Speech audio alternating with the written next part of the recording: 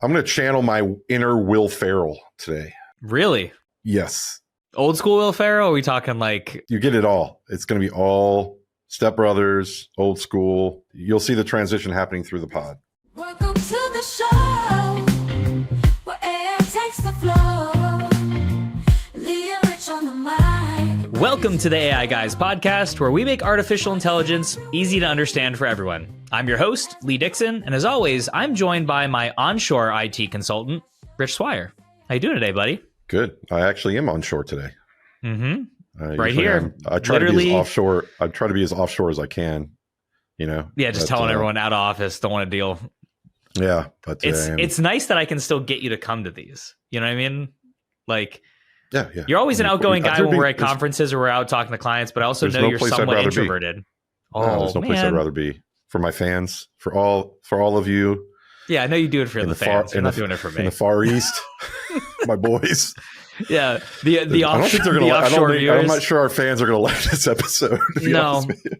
No, and I think we should jump right into it. I think, a lot of the stuff we've been getting from clients lately too is kind of this battle between like AI being more of an onshore controlled environment that clients can start leveraging versus where we've seen over the years this easy shipping out offshore and trying to find. So with this transition that's taking place where a lot of offshore opportunities are now coming back in-house for these businesses, I thought it'd be good to kind of do an episode where we can talk a little bit about just where we're seeing in the changing of the landscape as far as how people are leveraging AI. Yeah, I mean, if you kind of rewind back, when software and the internet was kind of becoming the platform for how we operate, and we started to kind of create this global marketplace where you could be anywhere and kind of dial in, if you will, and it wasn't as important to be in the office. And this is pre-COVID, so for those listeners at home that are over 30 years old, and the offshore movement, especially in tech, was a pretty big deal. It took a long time, obviously, for it to kind of evolve, but even today, you'll see a majority of development teams that are offshore, whether it be India, Pakistan, even Europe, Eastern Europe. These are very popular places to find great talent. They're very capable people. In many cases, it's because there's a massive shortage of developers in the United States. And so you have to offshore. But in other cases, for like support or for call centers, it's a matter of cost, right? Cost savings, right? You can take advantage of the lower wages that are in these other countries. And obviously everybody understands how that went, right? You have a majority of the customer support when you call a number of any sort of major company, is going to be picked up by somebody who's outside of the United States. So it was a massive driver for scalability, especially when the tech boom took place. And of course, I won't even get into the whole manufacturing components. This is just like knowledge workers, right? Because that's the focus here.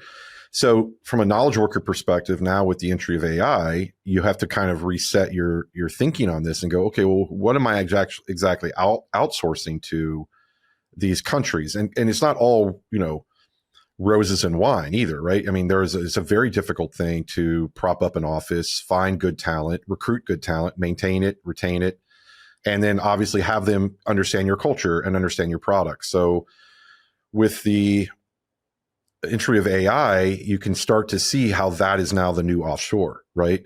Much like how if you were to offshore your support team, 10, 20 years ago, you'd have to, train everybody on the team, they have to understand how to, work the products. They'd have to understand how, you'd have to hook them up with a phone bank or an email or access to your CRM or whatever it might be to manage the support. And then there's a kind of this like leap of faith that everybody had to take. It's like, okay, support's no longer going to be handled by Mary over here, in Williamsburg.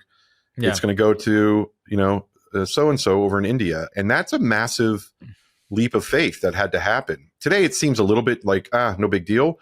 But in the early days, that was a very challenging thing, especially for a business owner, because then your three concerns are, is my support team, or if it's a development, is my development going to increase or decrease in value?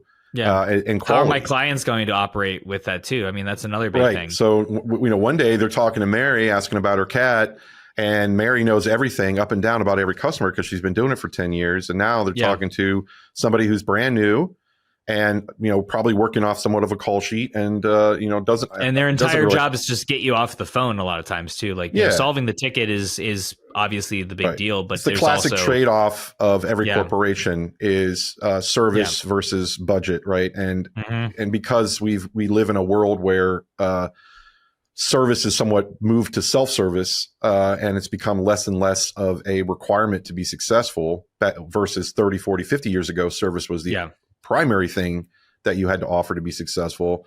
That shift has allowed a lot of companies to offshore. Now, sure, AI has that same leap of faith, right? You have to kind of trust we're that at this that part AI. of the cycle again. Yeah. The good news about AI is that it is, in theory, infinitely scalable. It doesn't have a lot of cost. It doesn't require the cultural kind of jarring movement. Doesn't require any sort of recruiting or maintaining. Nobody calls in sick. You don't have to monitor. So it does seem obvious that anybody who's offshoring any sort of talent would start shifting their mind toward AI as a replacement for that. So it's in an interesting way, we're moving offshore back to onshore, when it comes to, understanding how AI can impact a business. And there are some low-hanging fruits there, right? Like if you're doing tier 1 support, if you're doing call centers, or you're doing even development or, junior engineer development. Even like back office stuff, like, workflows around like processing invoices or like qualifying leads, even if it's like email stuff, things that we're not getting a human on the phone for, all of that can be driven with just like some AI automation and an agent that knows what it needs to do. Yeah, exactly. It could be very specific use cases. Like, for example, I know for a fact, like hospitals, when they're unable to read an X-ray, they ship it offshore after hours because they don't have anybody on site to do it. And then the offshore team reads the X-ray and then sends back a result. And, now they could process that through AI, right? So there's going to be a shift that is going to be this interesting movement where not only are companies going to save even more money, because that's the other component of this. One of the, I think, biggest mistakes that companies that sell offshore services, basically in these foreign countries, is they started increasing their cost, right?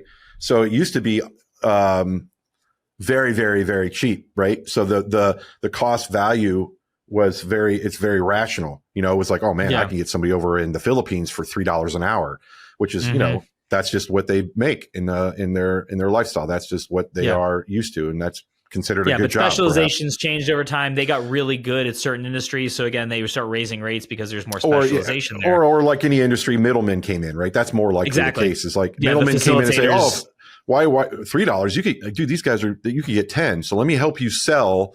And then middleman. Next thing you know, you're paying $28. You have an inflated process for a resource that you could even get into the United States. But now damn you, capitalism, you got them again. Capitalism has no borders. And so, so that now is going to be kind of their biggest Achilles heel, because now cost advantage is very minimal. They still have scale. Again, they are great workers, and they are typically very good at their job. If you find the right resources, certainly, like anything, there's good and bad experiences even here, even if you hire onshore. But then you fall into retaining. Like, if they're really good at what they do, then they're probably going to be like, oh, well, if I can make a couple extra dollars over here, then, the loyalty piece, I'm not saying that's the driver for all of this, but you have so many different factors that as you transfer into more of a global workforce in your pocket with AI, right? As far as the capabilities go, like a lot of that goes away and there's a lot less guesswork. Plus, there's just a lot of energy and training and ongoing maintenance of that team, right? Like, and the world doesn't stop the minute they get trained up on the first when you hire them. Everything's changing, everything's ever moving, and to communicate that to a different culture, to a different country is extraordinarily difficult, and it requires a constant flow of information back and forth.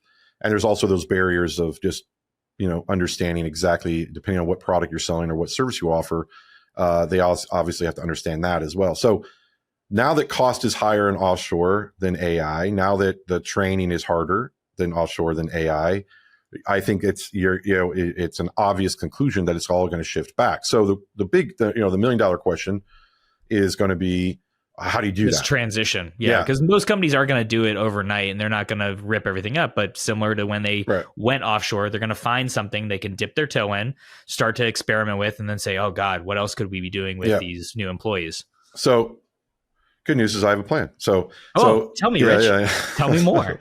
I just thought of one. I mean, I think just at a high level, one of the things that we're doing this right now in a variety of ways for customers is, when you're thinking about onshoring your offshore and leveraging AI, it's actually kind of I wouldn't call it a simple process, but it's definitely one that you can kind of wrap your head around. So the first thing to do is implement AI, immediately, right? Obviously, get an AI knowledge base oriented agent up and running, so that you can actually start having your offshore team use it as a resource to answer questions, and also to provide insight on those questions and give human feedback. And so you start obviously with your snapshot of your current knowledge base, integrate it with your current support systems, whether it's Zendesk or Service Desk or whatever you're using, and get that up and running. And that'll get you that initial lift of like, okay, everybody's operating on the same sheet of music, because that's the key. The key is that if you're if you're in the US or in India or Pakistan for a company, that you're all accessing the same AI agent and model, and you're not only using that AI to give you better answers and answer tickets quicker and provide better support, but you're giving it feedback. So you're transferring that tribal knowledge into the AI model. Yeah, and you're augmenting both teams, both the onshores and the offshores that might be using it, versus replacing them immediately, which you and I have talked about a bunch on this pod is never the case. You should just be saying, oh, I have AI now, gut the company, because you're not going to get value from that. No one's going to be there to train it.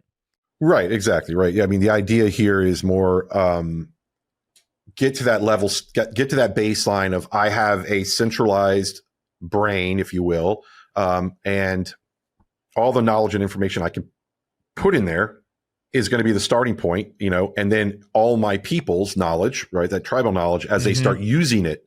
There's a reason why ChatGPT has a little bit of a head start on everyone, even though it was a startup 5-6 years ago, is because obviously they were first mover, but they also have 100 million users using their product. And what does that mean? That means that 100 million people are providing human feedback. And giving the AI and training the AI. So it used to be the funny saying was, if you're getting something for free, you're the product, right? So like when we go on the Google or and we start clicking around, they go, I can't believe this is free. Well, it's free because they're advertising to you, right? They're using your attention. They're monetizing your attention. Now with AI, it's kind of an interesting variation of that. We are now entering into the phase of they're monetizing your feedback. Yeah. And so every time you say to the AI, oh, okay, thanks. That's awesome. Thank you so much. Or man, that's not right. Give me something different. Or thumbs up, thumbs down. That's the currency. They're using that to train the model. And that's no different than when a company creates their own proprietary model and their own proprietary agent. They want to have that same feedback loop. And so that's step one. So, and then step two is once you actually have a model that's actually pretty good at answering questions and is able to really kind of have full on conversations and potentially close tier one tickets, you might want to take the next step of exposing that to your clients, right? Self-service help, as if it's kind of going to take over your live chat attendance. So if you are using live chat today, most likely it's something like an Intercom or Zendesk, which in my opinion is kind of like a really poor implementation of a live chat, because it's like that thing that drives you crazy where you go in there and say, hey, I need help. And it goes, okay, hello, and it'll say something stupid like, I'm your smart guy, blah, blah, blah. And then it'll say like, all right, I need you to fix this. And it goes, do one of these 5 articles help answer your question? And like, bro, if I wanted to read an article, like I wouldn't have, what I'm saying? Like this, like, and if a real person that was on the other side, it drives me nuts. And for companies that they suck. So if you're out there and you're paying a lot of money for support systems and that's a live chat experience, then you got to get out of that, right? That's a bad relationship, right? That's it's like call 1-800, get out of SaaS. That's probably too many letters, but my point is like, that's just not a good experience. Nobody likes that experience. Nobody likes that experience. So Now you're saying, okay, with AI, it can I actually love have the that PTSD coming out in this right now for you too, Rich. Like, well, because I'm integrating with these pieces of crap because I have to, right? All of our customers have these like monolithic, really crappy knowledge base articles. And they do not want to rip it out day one, but they realize that they've essentially just been sitting on. So that's why they come to us because exactly. we have the cool AI stuff. But then basically, I still got to integrate with them. So anyway, I digress. Right. Again, don't pay no shit. So there it is. There's the ferrule. There it goes. So let me get my point. So now you have live chat talking to your customer as if it was a person, which most likely if you're offshored, you probably have some sort of live chat experience and somebody actually has to man that, right? 24/7. And you don't want that. That's like paying a human to sit around waiting for a ding. So now you have AI constantly answering those questions. So that's like put your toe in the water, tell your guys offshore, hey, I don't really need you to do the live chat anymore. We're going to go with AI. And we're going to have escalation phrases in there and escalation logic that if it does get to the point where we're not solving the problem, then it will go to you as a support ticket and then you can handle it, right? Now, phase 2 of that, or I guess technically step 3 would be, all right, man, this live chat's working. It's going great. So how many tickets is it solving? Manage that KPI, monitor that KPI, see how successful it is. And of course, part of that too is deploying that AI internally as well. So that was part of step 2 as well. Is exposing it to your customer, but also exposing it to your support team. So it might have taken 30 minutes to solve a ticket before because your support team had to go and try to navigate through that forest of articles inside of Zendesk that's not really well organized and out of date and doesn't really help them. Or they'd have to come out and out of their own brain and figure out what the problem is. Or now they can use AI to ask AI, hey, how do I fix this? And AI can give the answer, and then they could transfer that answer to the customer. Now you actually have AI working with your team, right? And then now you're starting to see leverage, and then you can start getting to the point, and then you just put a line in the sand and say, all right, when AI gets to the point where it can start reducing, increasing capacity of my team, offshore and onshore, reducing the number of tickets that my people have to touch, you can start dialing down your offshore presence. Because if you have 10 people offshore, and let's just say every 10 people that handle 10 tickets a day, but then suddenly your AI comes in and starts handling 50% of your tickets, in theory, you can get down to 5 people. And that's not even counting the optimization that those people will have. Then maybe they've increased their capacity to do 20 tickets a day because now AI is even upskilling of them. Yeah, being able to say, like, not only are you here training and managing these AI tools, but now you can become a tier 2 that is handling more of account management. So a 100%. Company goes from maybe 30 employees with a third of them being support to now my support team is smaller, but I operate as a team of 50. And everyone has a better quality of life too. And I'm not saying that every company has to reduce their force, but if you're offshoring, that means you've already kind of made the decision that it's kind of like, I hate to say it this way, but like when you offshore and you're not really caring about building, you bid it for a reason. You did it to save money, right? And for the most part, and maybe scale, but for the most part, and it is a contractor relationship typically. So it's like you're just reducing contractors, And then what you're doing is you're also bringing back and empowering your team here. So you could actually hire a more advanced person in the United States that is there in your office and is very familiar with your products, but that person can now manage your AI and be 100%. The person. So you can just kind of reconfigure how you do support. And then the final stage, as you kind of move down that line and you get to the point where you're like, okay, I'm starting to see a decrease or an increase in productivity and a decreased need for having this much staff. Then the final step ultimately comes down to is like, all right, now I actually want it to, now I really want to turn it on and I want it to become the primary source of all information and have full responsive capability, not just internally but externally. And it gets to the point where I think you could probably bring everything back from offshore to onshore, because there's really you're going to start to see that, okay, man, these because of the disconnects that we talked about and because of the cost, you just can't justify keeping people offshore. And I think that's so that's kind of the arc, as far as how you get there. Now, it could take 6 weeks, 6 months, 6 years. It really depends on what your plan is.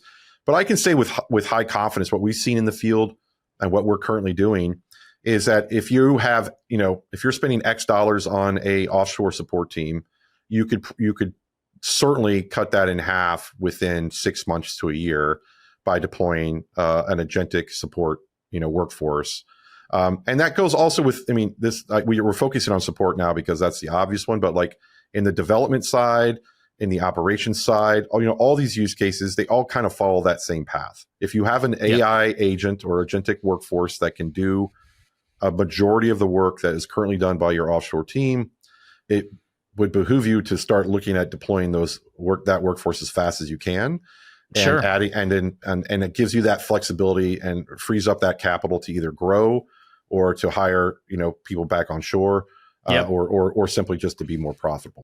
Yeah, and something to keep in mind too that I'm sure echoed during the exodus of work into offshore contractors, right, is building an internal like readiness. This time it's AI readiness versus like offshoring readiness, but understanding your workflows, making sure your data is prepared for whoever's going to be using it, and having a clear KPI of what that is going to be. Because if you position it in that strategic way, companies that get it right early are going to be setting the new standard. So not everyone overnight said, got to get all this off my books. They saw other businesses doing it, saw the replication of it, and then kind of followed suit. So a lot of companies are doing this now, and they probably feel like, man, we are really early adopters in this.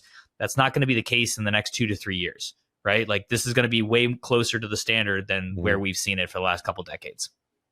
Yeah, awesome. Exactly right. There we go. Well, hey, everyone. Thanks again for joining us on this episode. If you haven't already, hit that subscribe button to stay in touch. Also, check out our Substack for more content, which will be linked to this episode to continue this discussion. Until next time, stay curious, stay informed, and we'll see you on the next episode. Take care, everyone.